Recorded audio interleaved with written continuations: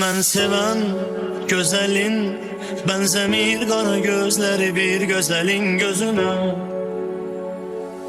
Emreder aşığı diye gözlerim üste koya özelin gözüne.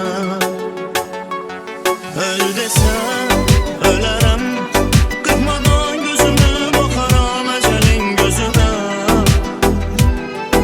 Dese kal, kalaram, sabredip her şeye dözerem o sıkınca canım.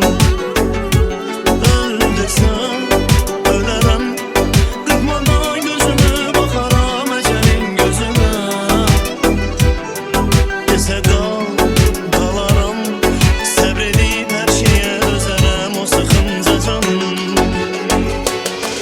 Biri var sevesem, yanasam oduma kül olunca çıkınca canım.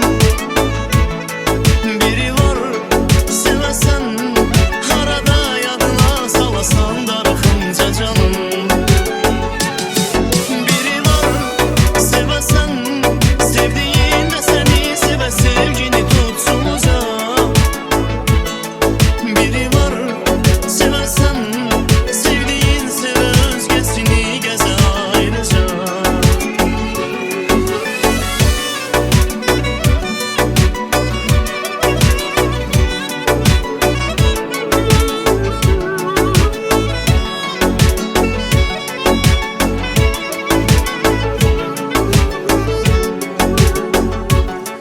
Ben seven güzelin benzemir kara gözleri bir güzelin gözüne.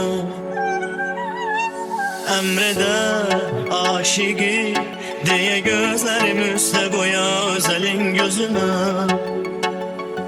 Öl desem ölerem,